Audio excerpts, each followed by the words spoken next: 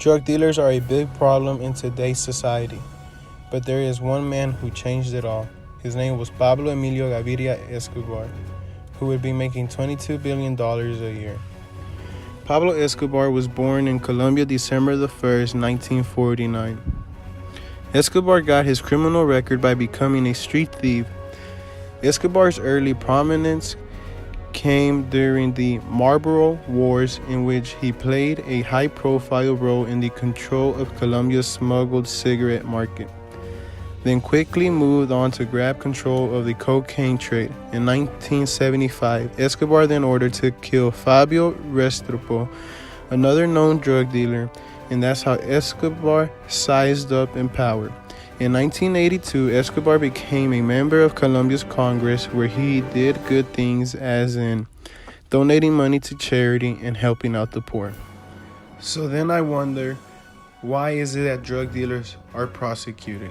Is it because of the millions and billions of dollars they make without the government getting a tax cut from it? Or is it because of the actual harm that they bring to the community?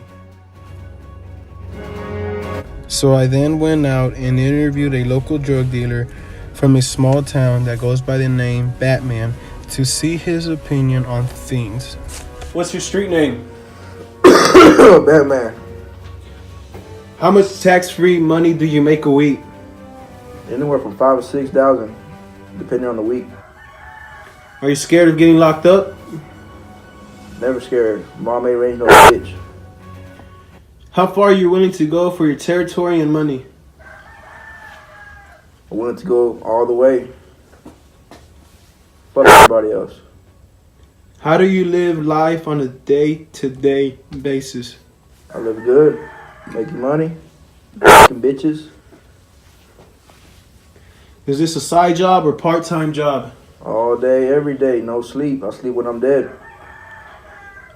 Are you harming or helping the community? It really doesn't matter as long as I'm making money. What type of drugs do you sell? I sell meth, I sell crack, and depending on the week and month, I sell heroin. How old were you when you started off? I started at 13. My uncle gave me the first pound of coke. And after that, the business grew big and big. What is the purpose behind selling? Making money, getting out of the hood. Do you trust others in this business? Trust nobody, only myself. How much money is enough to where you don't have to sell no more drugs? My goal is 2 or 3 million, and after that, I'm out this bitch. Thank you, Batman. After interviewing Batman, I then decided to interview a police officer as well to see his perspective on drug dealing. Officer Martinez from Lone Star Police was able to help me out with this interview. What is your name? I'm Officer Martinez. All right. What do you think of drug dealers? Are they good guys or bad guys? Well, I mean, in my opinion, they're bad due to the fact that, what they do is, causing, citizens to have to either do drugs and stuff like that or continue selling them. They're not, a good person is not going to do, it's not going to put somebody else in harm. And if they smoke or inject or do anything else with illicit drugs, then of course it's not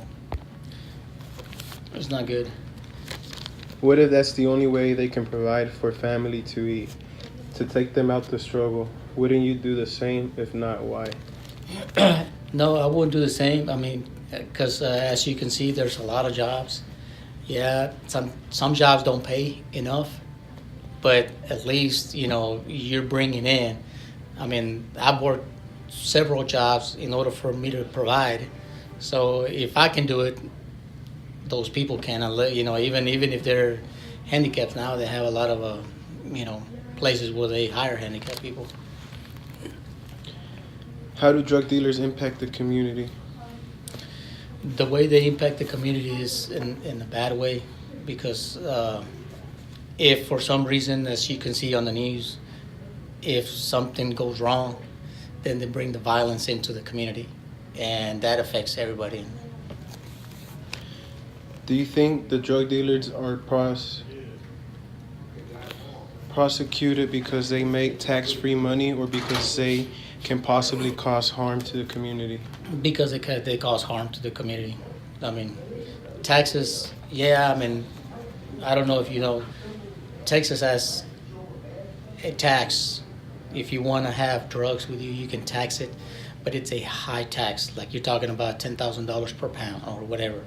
So, I mean, of course, they're not going to pay that. If you're a drug dealer that helps out the poor, does that still make you a bad person when the own government doesn't help at times?